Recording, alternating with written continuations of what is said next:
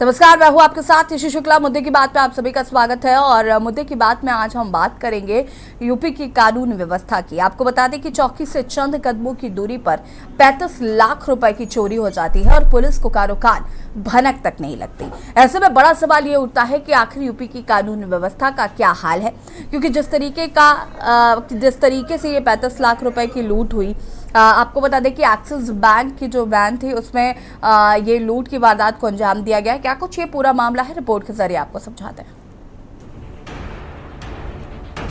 UP के मिर्जापुर शहर में बदमाशों के हौसले कितने बुलंद हैं, ये तस्वीरें बताने के लिए काफी हैं।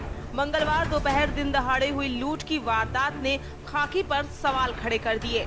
कटरा कोतवाली क्षेत्र के बेलतर के पास एक्सिस बैंक में एटीएम कैश वैन लूट हो गई। विरोध कर रहे गार्ड की गोली मारकर हत्या कर दी गई। गोली लगने से 3 अन्य लोग घायल हो गए। 2 बाइक पर सवार 4 बदमाशों ने वारदात को अंजाम दिया, जो फिल्मी अंदाज में असहला लहराते हुए फरार हो गए। लूट करीब 35 लाख रुपए की बताई जा रही है। भीड़ भाड़ वाले क्षेत्र में दिन दहाड़े घटी घटना से शहर में सनसनी मच गई। पुलिस महकमे में हड़कंप मच गया। कई थानों की फोर्स के साथ आला अधिकारी मौके पर पहुंचे, पर खाकी के हाथ अपराधियों तक नहीं पहुंचे। मिर्जापुर में दिन दहाड़े हुई लूट की और गार्ड की हत्या को लेकर अब सियासत भी गर्मा गई है। समाजवादी पार्टी के अध्यक्ष अखिलेश यादव ने प्रदेश की कानून व्यवस्था को लेकर योगी सरकार को घेरा और एक्स में लिखा, उत्तर प्रदेश में घर, दुकान, बैंक कुछ भी सुरक्षित नहीं है। झूठे इवेंटों, चुनाव और वीवीआईपी के आव भगत में ही लगे प्रशासन के पास जनता की सुरक्षा के लिए समय ही कहाँ है।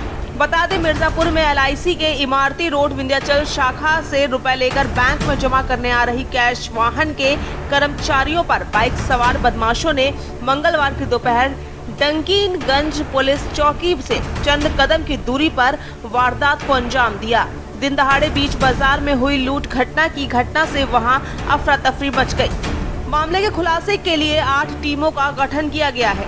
पुलिस जल्द खुलासा होने की बात कह रही है, लेकिन सवाल है आखिर अपराधियों के हौसले बुलंद क्यों हो रहे हैं। सड़कों पर असलहा लेकर अपराधी खुलेआम घूम रहे हैं और खाकी को खबर तक नहीं। वारदात होने के बाद ही खाकी क्यों जागती है। पुलिस का खुफिया विभाग, चेकिंग पॉइंट और चौराहों पर ड्यूटी करने वाले पुलिसकर्मी आखिर अपराधियों को क्यों नहीं पकड़ पा रहे हैं। अपराधियों के मंसूबों को नाकाम करने में पुलिस फेल क्यों हो रही है। स्पेशल डेस्क रिपोर्ट, के न्यूज इंडिया।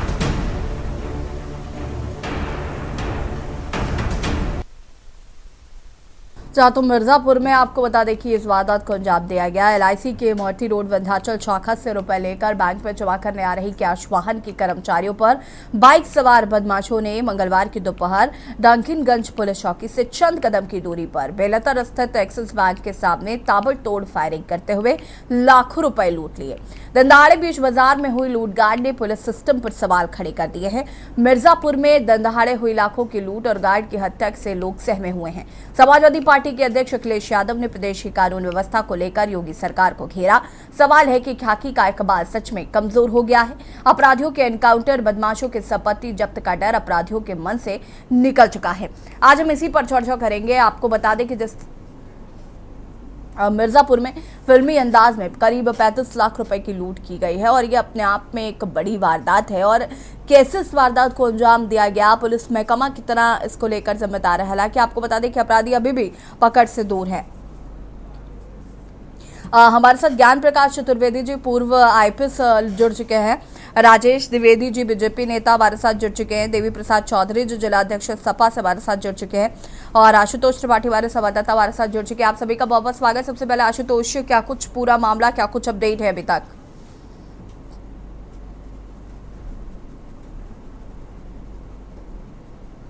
ठीक है आशुतोष, हम आपके पास आएंगे। ज्ञान प्रकाश चतुर्वेदी जी का रुख कर लेते हैं।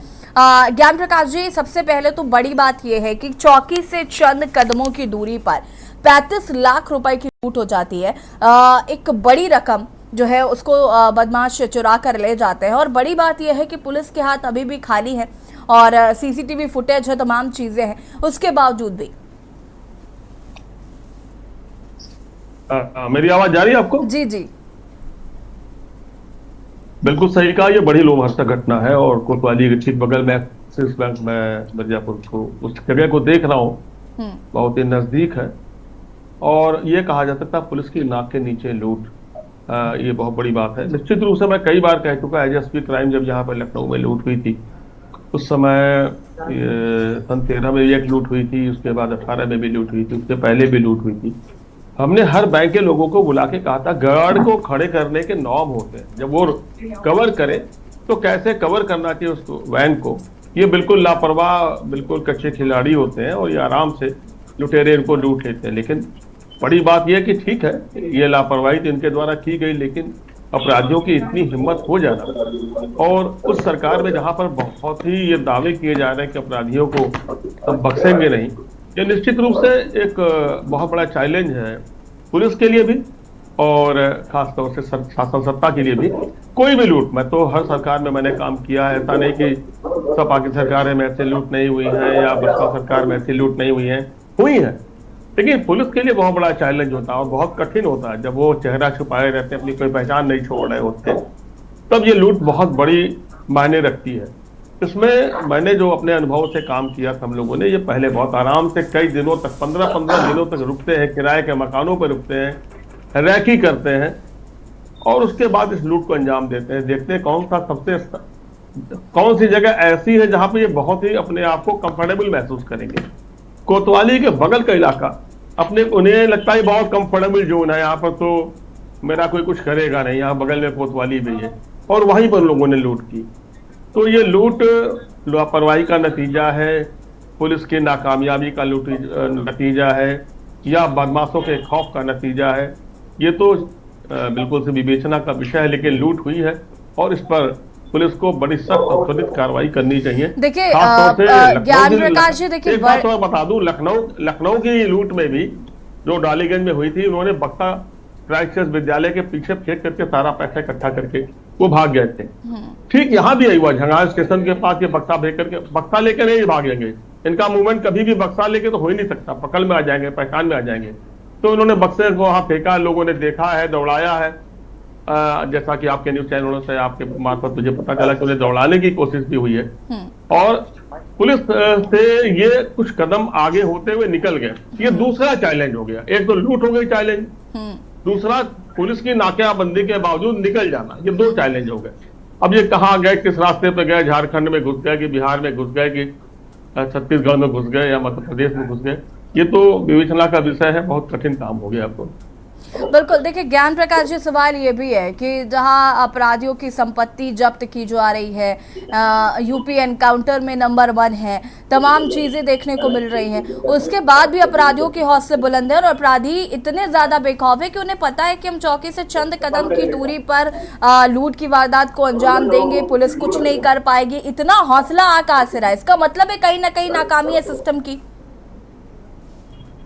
एक बात, आप थोड़ा सा इन दोनों चीजों को अगर अलग करेंगे ना तो आसानी हो जाएगी बात को समझने की। लुटेरे हमेशा बेखौफ होते हैं, उनके ऊपर ये मायने नहीं रखता कि अखिलेश जी मुख्यमंत्री हैं, कि मायावती जी मुख्यमंत्री हैं, कि योगी जी मुख्यमंत्री हैं।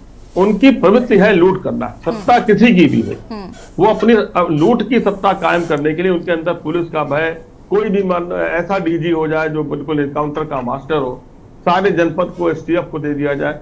लुटेरे अपना काम करते हैं, अपने खौफ से काम करते हैं, उनके ऊपर किसी शासन सत्ता का डर भय नहीं होता, बिल्कुल बेखौफ होते हैं। उनके पास उन्हें बचाने के लिए बहुत बड़ी टीम होती है, उनकी खुद के कई वकील होते हैं जो उस काम को करते रहते हैं। हम लोगों ने गैंग पे काम किया तो हमने जब काम स्टार्ट किया उसके पहले वकील साहब लोग आने लगे तो कि साहब सख्ती मत कीजिएगा, वो 3rd डिग्री मत करिएगा, हम ये मुकदमा कर देंगे आपसे। तो ये बड़ा संगठित गिरोह है, इनके ऊपर किसी का डर भय नहीं है, किसी का डर भय नहीं है। ये अपने हिसाब से अपना काम करेंगे, इन्हें पैसा चाहिए लूटेंगे। और अब तो नया ट्रेंड आ गया, ये लुटेरे पैसा लेकर के इन्वेस्ट कर रहे हैं, जमीनों में इन्वेस्ट कर रहे हैं, एक बिल्डिंग बना करके बेच रहे हैं, एक नया काम इन लोगों ने शुरू कर दिया है। तो क्या कहा जाए इसको, एक लघु उद्योग कहा जाए क्या, एक शब्द ये हो सकता है। ठीक है, वापस आएंगे आपके पास। आशुतोष त्रिपाठी जी हमारे साथ संवाददाता मिर्जापुर से जुड़े हुए हैं। आशुतोष, अभी क्या अपडेट है इस खबर को लेकर? ये हम आपको बता दें कि कल जो दोपहर में वारदात हुई थी शाम तक जो अपडेट थी इसकी कि झुमरा हवाई अड्डे के पास जो बदमाश थे वो बैग बॉक्स जो है फेंक के भागे थे। उसके बाद पुलिस द्वारा लगातार खोजबीन की जा रही है, लेकिन जो बात है यहाँ तक है कि बीच शहर से और करीब 20-25 किलोमीटर दूर बदमाश यहाँ से बैंड बाज लूट के और 2 गाड़ियों से बदमाश जो है 4 बदमाश यहाँ से भाग रहे हैं इस शहर से और 20-25 किलोमीटर यात्रा तय कर ले रहे हैं। उसके बाद भी पुलिस जो है कुछ नहीं पकड़ पा रही है, जबकि पहले जो है यहाँ पे 16 थाने थे, अब 19 थाने हो गए। उसके बावजूद भी पुलिस के हाथ खाली हैं और वहां के बाद पता चलने के बाद कि जुमरा में उन्होंने बॉक्स फेंका, उसके बाद भी पुलिस जो है के हाथ खाली रह जाते हैं। पुलिस जो है उनको पकड़ने में नाकाम रह जाती है और बदमाश बेखौफ होके जो है आए और चले गए। इसके पहले भी 1.5 साल पहले भी इसी बैंक में भी यही वारदात हुई थी और जो है वहां पे भी जो है कैश लूटा गया था। उसके बाद भी जो है पुलिस बैंकों की सुरक्षा को लेके नहीं जागी थी। कल जो है फिर वही वारदात हुई और उसी प्रकार से जो है असलाधारी लोगों ने वहां पे गार्ड को गोली मारी और वहां के कर्मचारियों को गोली मारी। एक राहगीर घायल हो गया और उसके बाद यहाँ से बदमाश कैश को लूट के बीचों शहर से यहाँ से भाग गए और शहर की पूरी पुलिस नाकाम हो गई। उसके पास जिले की जितनी पुलिस थी, आईजी जोन भी आए, अखिलेश यादव ने भी ट्वीट किया, लेकिन उसके बाद भी पुलिस प्रशासन जो है अभी तक बदमाश को ढूंढने में नाकाम रही। जी ठीक है, वापस आएंगे आपके पास। राजेश जी, क्या कुछ कहना चाहते हैं? भाई, यूपी की कानून व्यवस्था पर कई सवाल खड़े हो रहे हैं, खाकी पर कई सवाल खड़े हो रहे हैं। एक और जहाँ पे कहा जा रहा है कि अपराधी जो है वो अपराध करना बंद कर रहे हैं, लेकिन यहाँ 35 लाख रुपए की लूट हो जाती है। क्या कुछ कहना चाहेंगे?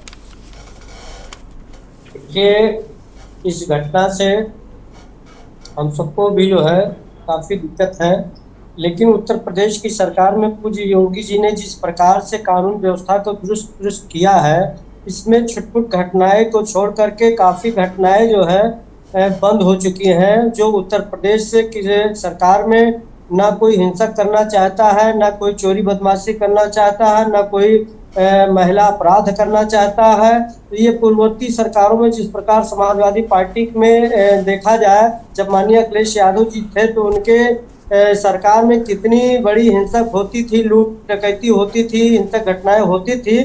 तो कुछ हिंसक घटनाओं को छोड़ करके मैं कह रहा हूं कि थोड़ा बहुत तो है, इसके लिए कानून व्यवस्था अपना काम कर रही है। टाइट होकर के कानून व्यवस्था अपना जो है उन लुटेरों तक पहुंचेगी और जल्द ही ये पर्दाफाश किया जाएगा। नहीं राजेश जी, ये जो 35 लाख रुपए की लूट हुई है, आपको क्या लगता है ये कोई छुटपुट घटना है?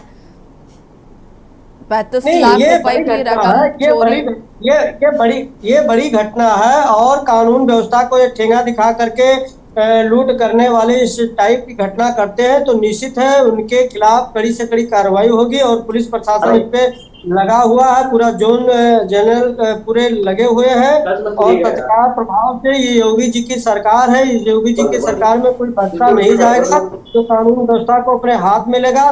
क्योंकि मैंने ये कहा कि समाजवादी पार्टी के शासन काल में ये घटनाएं काफी थी, आज उत्तर प्रदेश की सरकार में घटनाएं काफी कम हो गई हैं, ये मैंने कहा। और मुद्दे की बात में आज हम बात कर रहे हैं कानून व्यवस्था को लेकर और हमारे साथ यहाँ पर देवी प्रसाद चौधरी जी भी जुड़ चुके हैं। देवी प्रसाद जी, क्या कुछ कहना चाहते हैं इस घटना को लेकर? सपा सुप्रीमो अखिलेश यादव का भी इस पर ट्वीट आया है। मैं देवी प्रसाद चौधरी, मैं समाजवादी पार्टी का जिला अध्यक्ष हूँ, भाजपा का नहीं। पहली बात। दूसरी बात है मिर्जापुर का देवी प्रसाद जी, मैंने आपको सपा का अध्यक्ष ही कहा था। धन्यवाद। मिर्जापुर में जो इतना बड़ा कांड हुआ है और आज तक इतिहास में इतना बड़ा कांड, 4 आदमी गोली मार करके और बैंक को लूटना, गार्ड को मारना, और मिर्जापुर में लाइन ऑर्डर की समस्या इतना ज्यादा समस्या खराब हो गई है कि अभी कुछ दिन पहले एक मूलचंद पाल था, सिंचाई विभाग का कर्मचारी, उसकी हत्या हुई, तो उसका कोई पर्दाफाश नहीं हुआ। अभी मिर्जापुर में लालगंज थाना के अंतर्गत एक जगह है बामी गांव, वहाँ 3 बच्चों की हत्या हुई थी, आज तक उसका भी कोई पर्दाफाश नहीं हुआ। इस सरकार में न आदमी जेल में सुरक्षित है, न थाने में सुरक्षित है, न कोर्ट कचहरी में सुरक्षित है। आदमी कहाँ सुरक्षित रहेगा, हमको हाँ समझ राजेश नहीं जी आ रहा आएंगे। है। ठीक है, आप कहीं पूरा करिए सुरक्षित अपनी नहीं। बात। ये समाजवादी पार्टी के गाड़ी में लगा हो झंडा, उसमें बैठा सपा का गुंडा।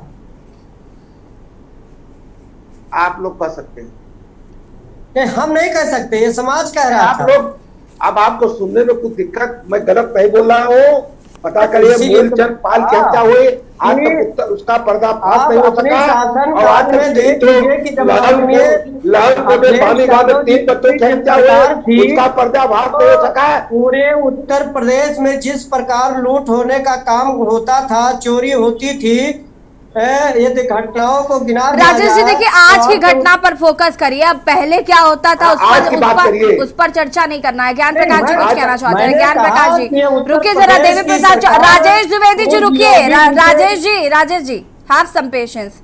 ज्ञान प्रकाश जी मैं एक देखिए, बात हमारा पूछ कहना रहा ये है- था, मेरी बात सुन लीजिए एक मिनट, आप दोनों जने। हाँ मुझे लगा कि ये दोनों माननीय नेताजी लोग बड़े संवेदनशील है और है भी, दिख भी रहा है। ये पहले आते ही उस गार्ड के प्रति अपनी शोक संवेदना प्रकट करेंगे जो इस दुनिया में नहीं है। पैसा चला गया फिर आ जाएगा, लेकिन उसके प्राण नहीं लौटेंगे। फिर लोगों ने अपना एक अलग टूर्नामेंट शुरू कर दिया, वो कौन गुंडा है और कौन क्या है। ये कुछ नहीं कर पाएंगे, न ये कर पाएंगे न वो कर पाएंगे। उन लोगों के हाथ में कुछ नहीं है, करना पुलिस को ही है। चाहे जिस तरीके से भी खोलना है, एसटीएफ अभी अब लग चुकी होगी। लेकिन इनकी संवेदनशीलता मैं देख रहा था कि इन्होंने एक बार भी उस गार्ड के प्रति अपनी शोक संवेदना प्रकट नहीं की है। तो इनकी संवेदनशीलता आपने देख ली। संवेदनशील चाहे जो भी हो, जैसी भी हो, करेगी पुलिस से चूक हो चुकी है। इन्होंने नाकाबंदी में अच्छी तरीके से नाकाबंदी नहीं की है। और ऐसा कई बार, ऐसा नहीं बहुत बार ऐसा हुआ है, हर सरकारों में ऐसा हुआ है। अब भी समय है, अब भी समय है। और ये टीमें निकल चुकी होंगी, कहाँ गए, किधर से गए। हर रास्ते में दुधी की तरफ चले गए कि बिंडमगंज की तरफ चले गए, बनारस की तरफ चले गए, या कछवा की तरफ चले गए, या भटौली पुल पार करके चले गए। इन सारी जगहों पर इनकी टीमें जा चुकी होंगी। मुझे लगता है कि सारे पार्टी के लोगों को इसमें पुलिस की मदद करनी चाहिए, अपने लोगों को लगाना चाहिए। किसी ने आते जाते गाड़ी, मोटरसाइकिल, हेलमेट देखा हो तो मदद करें। ये टूर्नामेंट का समय नहीं है, ये खोज का समय है। और एक व्यक्ति के प्राण गए हैं, उसके लिए श्रद्धांजलि का समय है। ये मेरा कहना है। बिल्कुल बिल्कुल ज्ञान प्रकाश जी, मैं आपकी बात से इत्तेफाक रखती हूँ। देवी प्रसाद जी कहिए, अपनी बात को पूरा करिए आप।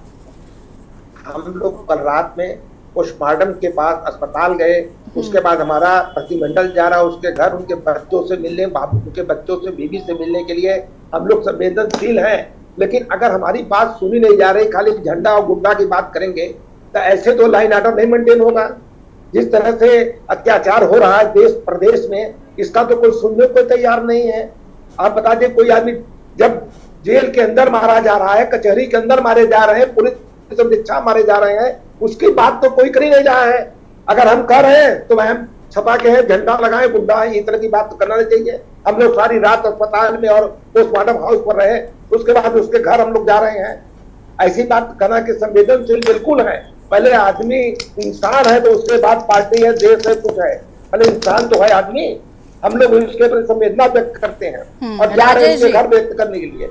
राजेश जी फटाफट अपनी बात को पूरा करिए। देखिए, सरकार उस दुखद घटना में गार्ड जो हुए हैं श्रद्धांजलि अर्पित करते हुए उनके साथ में है। सरकार पूरी तरह गार्ड को न्याय, उनके परिवार को न्याय दिलाने के लिए सशक्त है। और निश्चित है जो लूट करने वाले हैं वो अपराधी पकड़े जाएंगे और वो अपराध करने वाले कतई बख्शे नहीं जाएंगे, ये मेरा कहना है। और हम सभी लोग पार्टी से हट करके, जो भैया अभी हमारे श्री ज्ञान प्रकाश जी कह रहे थे, बहुत ही अच्छा उन्होंने डिबेट रखा। मैं प्रणाम करता हूँ आदरणीय चतुर्वेदी जी को कि आज हम सबको उस परिवार के साथ में होना चाहिए। और उस परिवार के साथ में चोर किधर गए, हम लोग उसका जैसे सीसी कैमरा है, एन तेन प्रशासन अपना खंगालेगी, हम लोग भी इस पे डिबेट के बजाय उस परिवार की सहायता करने के लिए उगड़े। सरकार अपना काम कर रही है, निश्चित अपराधी पकड़े जाएंगे, उनके खिलाफ सख्त कार्रवाई होगी,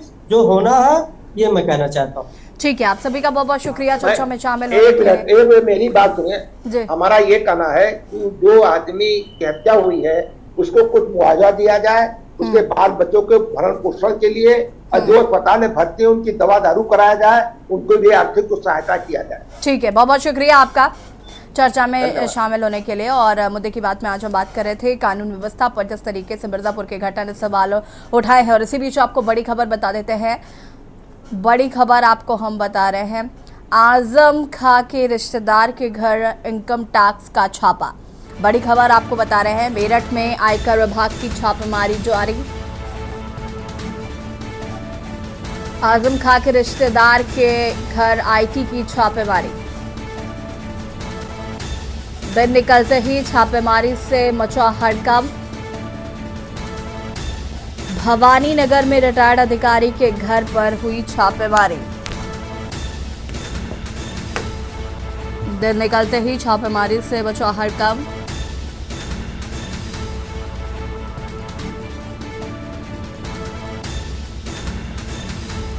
रिटायर्ड अधिकारी आजम का बताया गया रिश्तेदार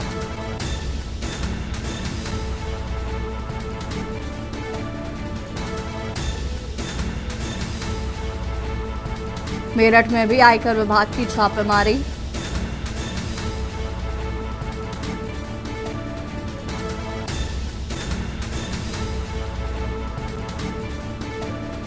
दिन निकलते ही छापेमारी से मचा हड़कंप।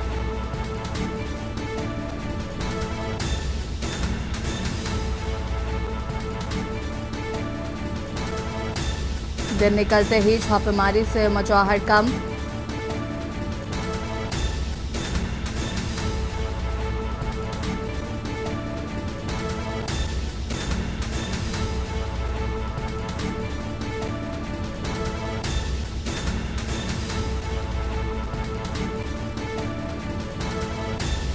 और इसी खबर पर ज्यादा जानकारी के लिए संवाददाता राजू शर्मा हमारे साथ जुड़ चुके हैं। राजू जी, क्या कुछ जानकारी है पूरे मामलों को लेकर? हाँ बिल्कुल, देखिए मैं आपको बता दूं कि सहारनपुर, गाजियाबाद और लखनऊ के बाद मेरठ में भी आयकर विभाग की जो छापेमारी है सुबह 7 बजे से चल रही है। बताया गया है कि आजम खां के रिश्तेदार जो बिजली विभाग में थे, अब रिटायर हो चुके हैं, उनके घर पर ये छापेमारी चल रही है। नौचंदी थाना क्षेत्र के भावी नगर में रिटायर्ड अधिकारी का मकान है, जिनके यहाँ सुबह 7 बजे से ही आयकर विभाग की छापेमारी चल रही है। बताया गया है कि आजम खां के बहुत करीबी रहे हैं और जब ड्यूटी के दौरान रायपुर में इनकी तैनाती रही है और अब रिटायर होने के बाद नौचंदी थाना क्षेत्र में घर बनाकर यहाँ पर रह रहे थे, जहाँ पर आयकर विभाग की सुबह से ही छापेमारी जारी है। ठीक है राजू, बहुत शुक्रिया आपका तमाम जानकारी के लिए। और बता दें कि मेरठ में भी आयकर विभाग की छापेमारी। आजम खां के रिश्तेदार के आईटी की छापेमारी।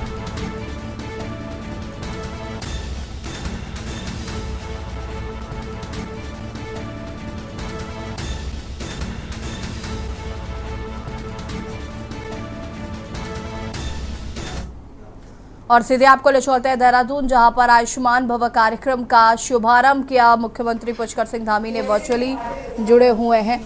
राज्यपाल गुरमीत सिंह आपको तस्वीरों में नजर आ रहे हैं।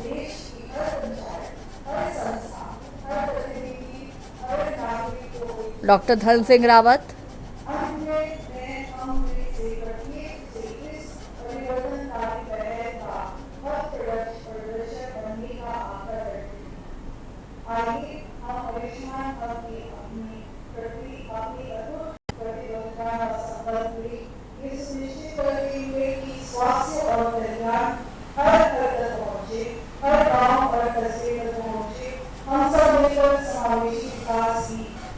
ऐसी कहानी लिखेंगे जो युगों युगों पर गूंजती रहेगी। धन्यवाद। जय